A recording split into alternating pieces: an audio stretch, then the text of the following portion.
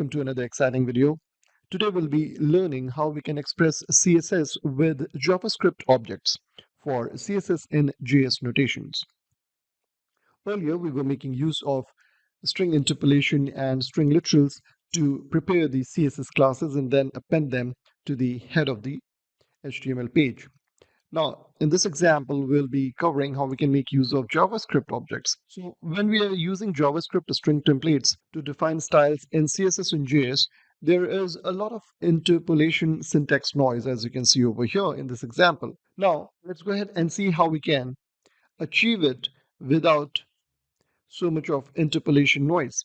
So we have these two buttons, and you can see the interpolation is all over the place. So let's try to make it more readable by using JavaScript objects. So the first thing that we do is create a basic object in JavaScript. So it is going to be something of this sort. So this is our basic object definition. Now within this object, what we'll do is we'll have this class that we want to define. So we'll copy this and put it over here.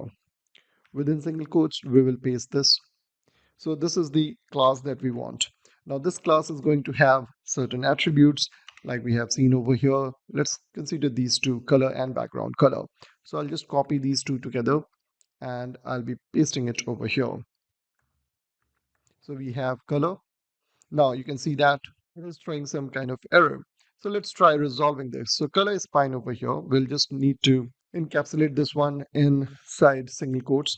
So that gets resolved. Instead of background color, will stick to background, and then the color also needs to be within single quotes, and instead of terminating them with semicolon, we'll have comma separated. So this is what we have now. This is a object created in JavaScript known as CSS. In short, we have created a constant named CSS, and we assign our new object to this constant. We can declare our selector like btn CSS-JS, and we assign a value to the selector key over here. You can see color and background. The only precaution or caution that you need to take is that not all the characters are allowed. So we have to use quotes wherever unallowed characters are encountered.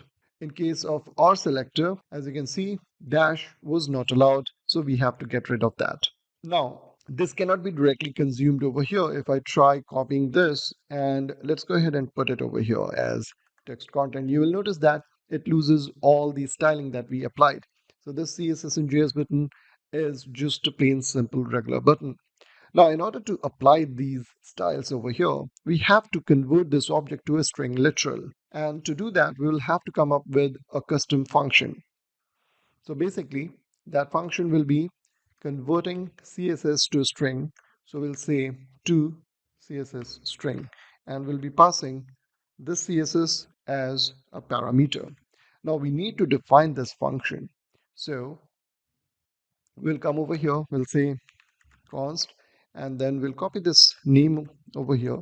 So that's the method, and as we can see, it's containing one argument. Whenever we have one argument, we can directly pass it as this, and we can then make use of the fat arrow and then proceed with the function definition.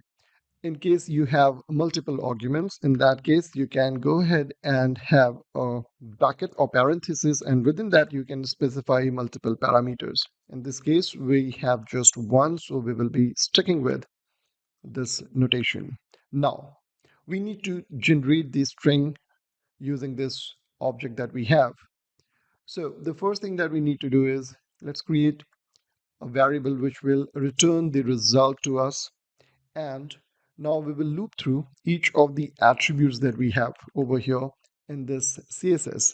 So for that we'll have a for loop, and within this for loop what we'll do is we will be first of all providing a selector and then a parenthesis or a bracket, and within this we will have another for loop, and this for loop will be iterating for every selector that we have. So we will be now taking the property into consideration, so we'll be adding these properties together. So let's have it over here.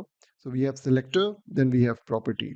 So once we have all this together, we will be appending this as well over here. So we have property and then the new property.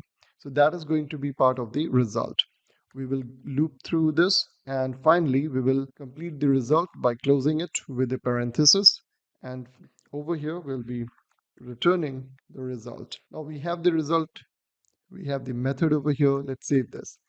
Here you can see color and background color both have been applied.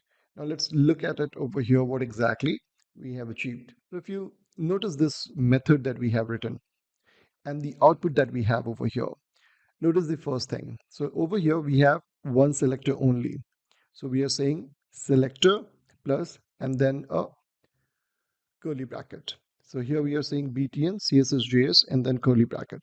Within that we have two attributes or properties. So we are looping through each of those properties and we are writing it over here. So we have the property over here as color and then the value of that property. So we have CSS selector property. So that gives the color over here.